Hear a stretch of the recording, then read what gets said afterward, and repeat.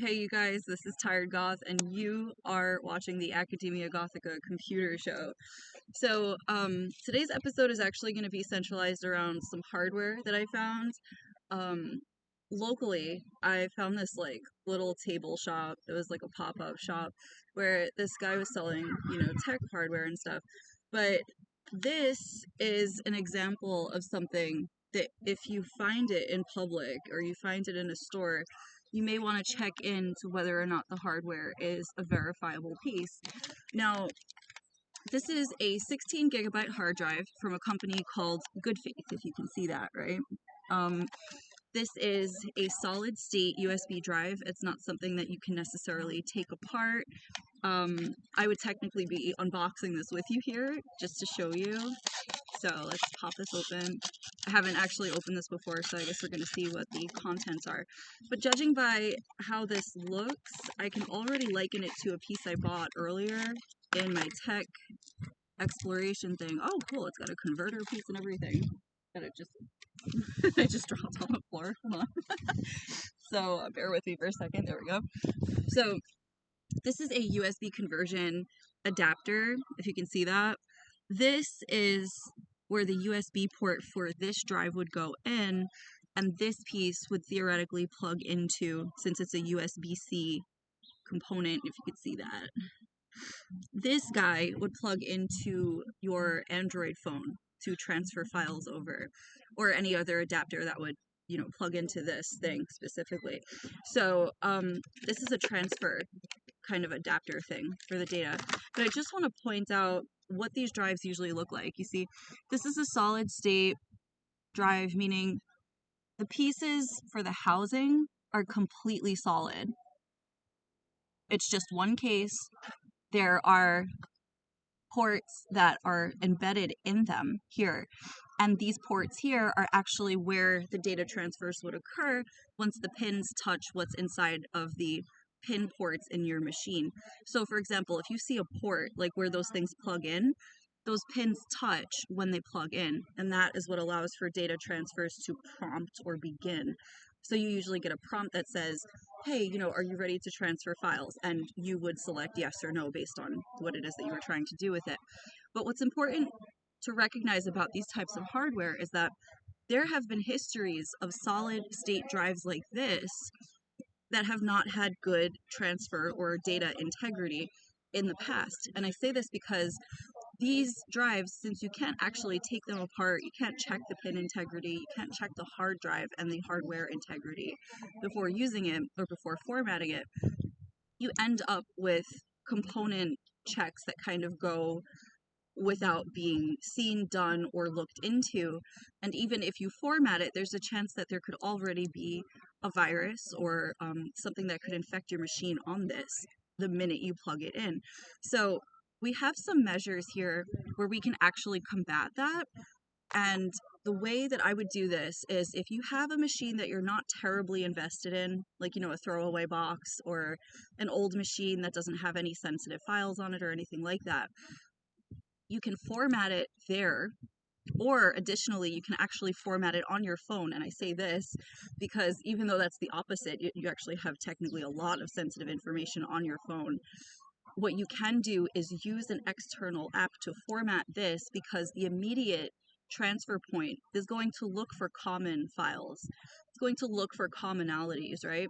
So if you don't allow an access point to open up so that the files can be shared, meaning that there would be like a gate kind of thing on your device, and if you plug this in and okay any of the transfers, the gates open up mutually on both sides to sort of let data exchange between your computer, your device, your phone, whatever, and this drive. However, if you ignore the opportunity to do that and you say no, and then use an external app to format this, you can actually fully format the drive, clear everything off of it, including any types of server authentications that could be external, that could be pulling your data to a remote access traffic terminal or anything like that.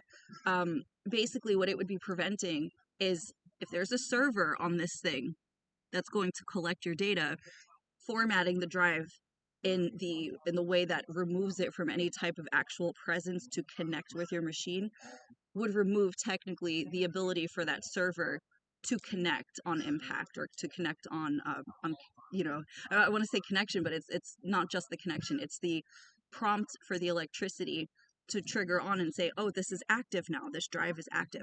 So to prevent an active drive from pinging a server and saying, you know, server, we have access to this new machine so you can start collecting data. You just want to format the drive entirely. You want to encrypt it with your own data. Like, you want to set up an encryption module on this so that even if there is a server, even the server information would be wiped out. And then theoretically, any remnants of it would also be encrypted out of any access to the drive storage itself.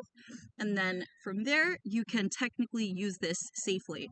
Now, I learned this because after having used a drive like this without any of those preliminary measures and following it up with some research as to why that occurred that way, my entire laptop that I had plugged it into had come under some kind of like data siege where data components started going missing. The drive wasn't functioning the way it was supposed to. I would be locked out of any access to the drive. It was pretty strange. So with that research, I figured out that yes, while you can take a potentially malicious piece of hardware and format it, you just have to be a little careful handling devices that look like this, because there was a trend back in 2019 or so that introduced malware to people through valid sales, and this was going on through eBay. So people would buy these drives, it would be a valid exchange, they would arrive from wherever they were being shipped from, and then the chaos would begin once you plugged it in and didn't have any foreknowledge of how to prepare for the data to be exchanged between this drive and your device and vice versa. So this was a quick explanation of how you can prevent any type of potentially malicious wares, hardwares or otherwise, from attacking your machines, from affecting your data, and from impacting your ability to support yourself by backing up your files. Now, it's not to say that Good Faith would be a company that does this. I don't believe right off the bat that they would. However, it's always good to use your tech savvy and your tech mind if you are going to engage with new hardware, and you always want to know what it is you're introducing to your device, as your device is very much like your own home. Thanks for tuning in. I love you guys. Have a wonderful day.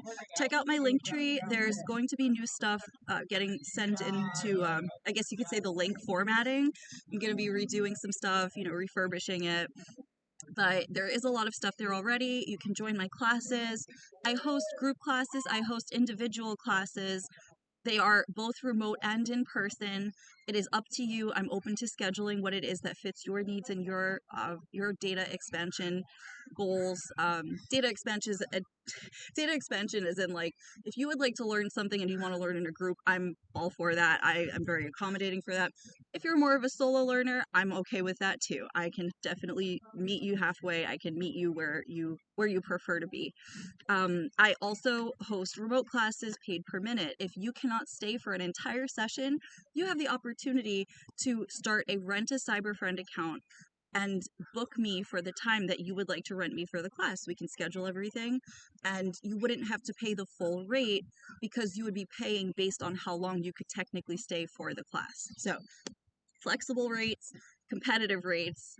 What I'm teaching is a solid flat $275 for my comprehensive data management courses. However, I also have beginner courses, sorry, for less money. Because, you know, people at the end of the day, they want to get down to brass tacks. They want to know how much everything costs.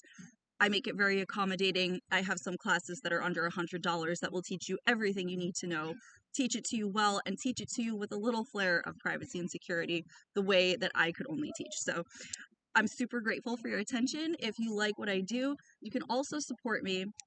If you've been following my content, for example, you can support me by purchasing items from my merch store. I make t-shirts, I make hats, I make water bottles, I make pet accessories and stuff like that, like little kerchiefs.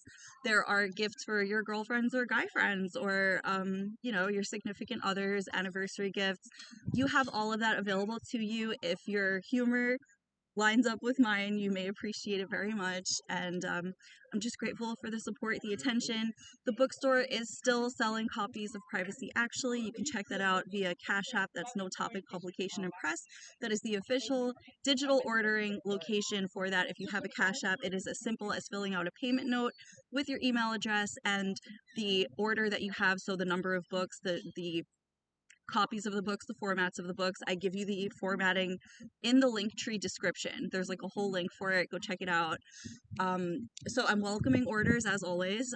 The book was published in December of 2022 officially, and was then turned into a paperback by February of 2023. So you have it available for you. It's been on the shelves for a couple of years. You also have a sample copy in the link tree just so you get an idea of what it is you'd be buying. And you can also purchase the book through Patreon directly if you have a Patreon account and would prefer to do a direct purchase that way. So you have that as a distribution site as well.